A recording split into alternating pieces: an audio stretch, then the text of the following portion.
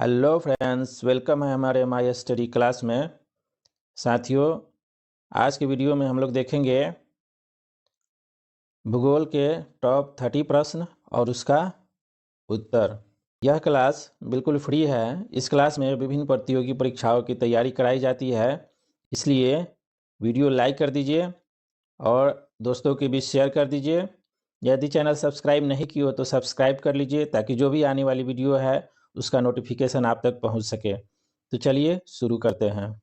आज का पहला प्रश्न है, यूरोपवासी किस ग्रह की पूजा देवी के रूप में करते थे?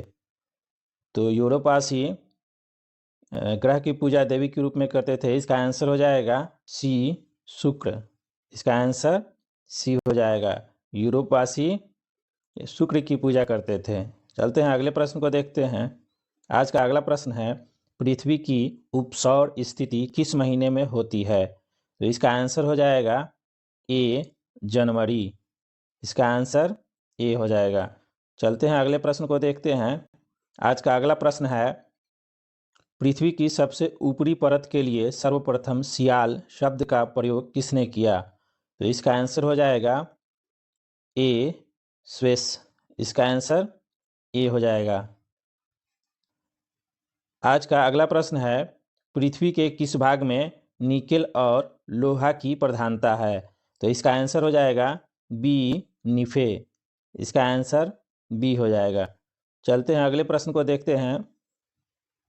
आज का अगला प्रश्न है, भूगोल का जनक किसे कहा जाता है? तो दोस्तों, ये सभी VVI प्रश्न है और विभिन्न परीक्षाओं में पूछे जाने वाले प्रश्न हैं। तो इसका आंसर हो जाएगा ए, इटेरोस्थनीज। इसका आंसर ए हो जाएगा। भूगोल का जनक इटेरोस्थनीज। चलते हैं अगले प्रश्न को देखते हैं।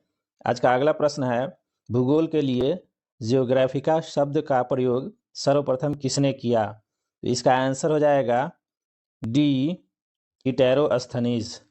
इसका आंसर डी हो जाएगा। चलते हैं अगले प्रश्न को देखते हैं।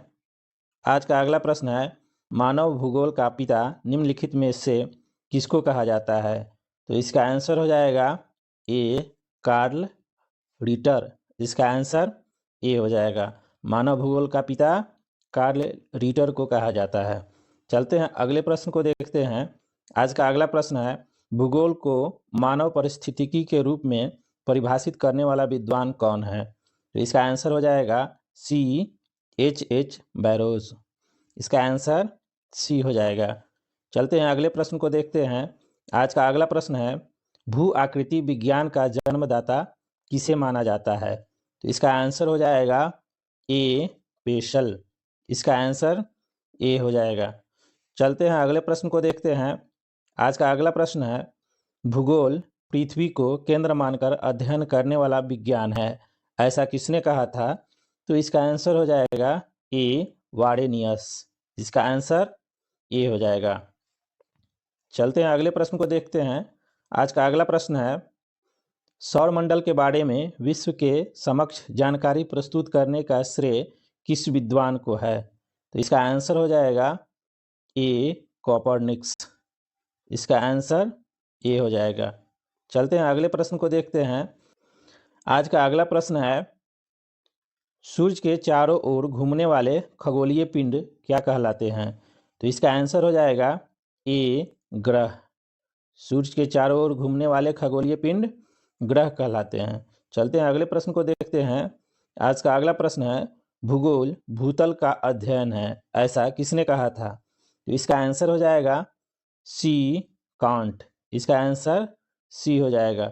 चलते हैं अगले प्रश्न को देखते हैं। आज का अगला प्रश्न है, सौर मंडल में कुल कितने ग्रह है? तो इसका आंसर हो जाएगा डी, 8। सौर मंडल में कुल 8 ग्रह हैं।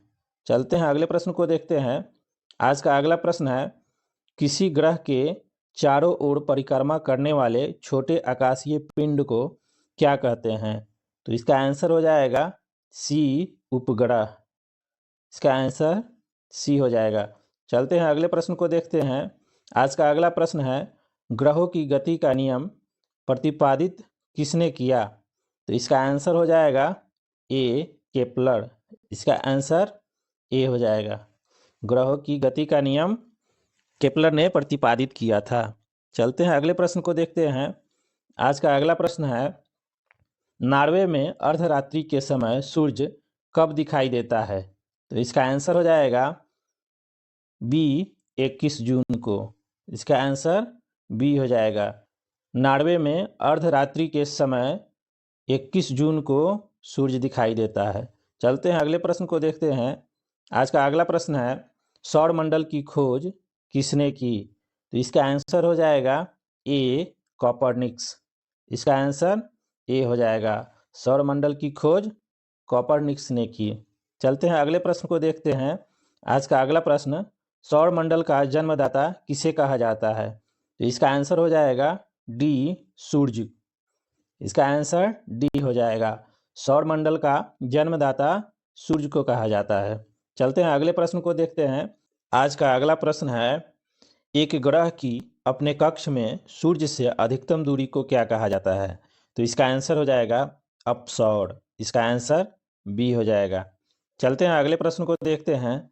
आज का अगला प्रश्न है, एक ग्रह की अपने कक्ष में सूर्य से न्यूनतम दूरी को क्या कहा जाता है?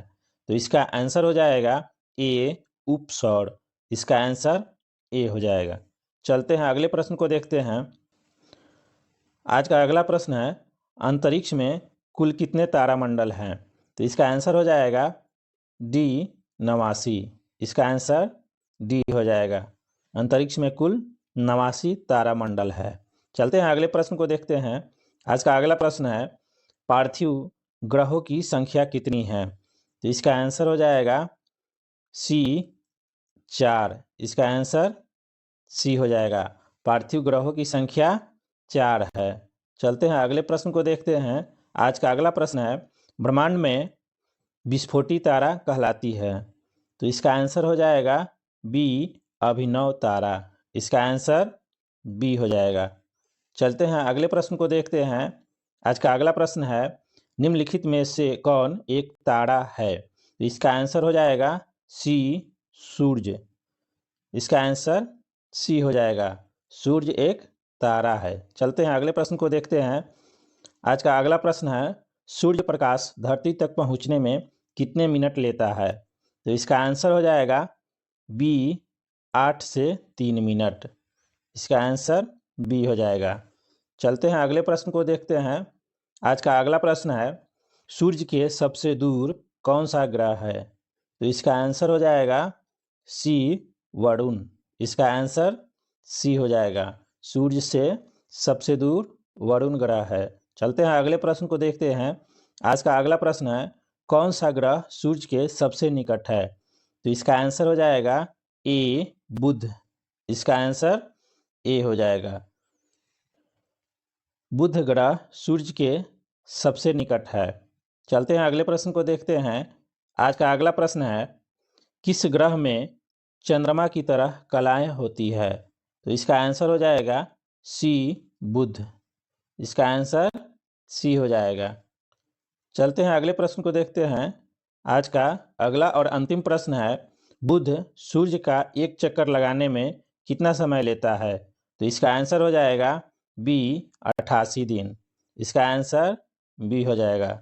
साथियों, वीडियो अच्छा लगा तो लाइक कर दीजिए, अपने दोस्तों के साथ शेयर कर दीजिए और चैनल को सब्सक्राइब कर लीजिए।